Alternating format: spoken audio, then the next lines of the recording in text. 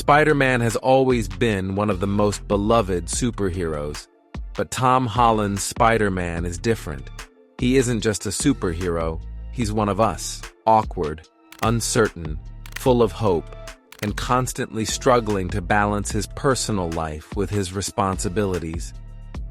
Unlike many superheroes who feel untouchable, Holland's Peter Parker makes mistakes, faces real-world problems, and constantly fights to prove himself. But what makes him the most relatable superhero ever? And how did his portrayal redefine Spider-Man for an entirely new generation? This is the story of how Tom Holland changed Spider-Man forever. Spider-Man has always been a teenager, on paper, but in practice, not so much. Tobey Maguire's Peter Parker, while iconic, looked like a 30-year-old in high school. Andrew Garfield's version was charismatic and cool, but he didn't really capture the awkward, nerdy outcast energy of the character. Then came Tom Holland. From his very first scene in Captain America: Civil War, he felt like a real high school kid stumbling over his words, fanboying over superheroes, and even nervously trying to explain himself to Tony Stark. This wasn't a confident, fully formed hero. This was a kid who suddenly found himself in a world of gods and monsters. Unlike his predecessors, Holland's Peter Parker truly acts his age. He's awkward, impulsive, and uncertain, constantly struggling to juggle his school life with his responsibilities as a hero. He's worried about crushes and homecoming dances. He takes the subway and struggles with money. He gets detention and sneaks out of class to fight crime. For the first time, Peter Parker wasn't just a superhero. He was a teenager first and foremost. Superheroes usually have it easy. Tony Stark, billionaire genius. Bruce Wayne, even richer. Thor, a literal god. But Peter Parker? He's just a kid from Queens trying to make ends meet. Tom Holland's Spider-Man captures the real-life struggles of an average teenager. So he doesn't have a fancy bat cave or endless gadgets. He starts out with a DIY suit and web shooters he built himself.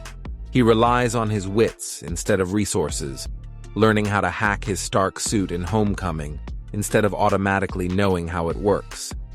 Even after Tony Stark gives him an upgraded suit, Peter isn't instantly great at being a superhero. In fact, he accidentally locks himself inside a damage control vault overnight, showing just how inexperienced he still is. In a world of gods and billionaires, Peter Parker is one of us. He isn't some untouchable hero, he's struggling just to keep up. And that's what makes him feel so real. Most superheroes deal with world-ending stakes, but what makes Spider-Man unique is that his struggles are small, personal, and deeply human. Sure, he saves lives, but he also worries about homework, school trips, and disappointing his Aunt May. Take Spider-Man, Far From Home, for example. Peter isn't thinking about saving the world. He just wants to enjoy his European trip and confess his feelings to MJ. But before he knows it, he's caught in an international crisis with Mysterio. Even in No Way Home, Peter's biggest struggle is something deeply personal. He just wants to fix his college applications so his friends can get into MIT. But that simple mistake spirals into a multiversal disaster. His problems always start small, something any teenager might go through. But because he's Spider-Man, the consequences are massive. That's what makes him different from other superheroes. His story isn't just about saving the world, it's about how even the smallest choices can change everything. One of the most compelling aspects of Tom Holland's Spider-Man is that he constantly makes mistakes, but he actually learns from them. In Homecoming, he recklessly tries to prove himself to Iron Man, nearly getting people killed in the process. By the end of the film, he understands that being a hero isn't just about having a suit. In Far From Home, he naively trusts Mysterio and gives him dangerous Stark tech, leading to disaster. By the end, he realizes that he has to trust himself instead of relying on others. In No Way Home, he tries to take shortcuts to fix his life, but it backfires spectacularly. By the end, he makes the ultimate sacrifice, choosing to erase himself from everyone's memory, proving that he has finally grown into a true hero.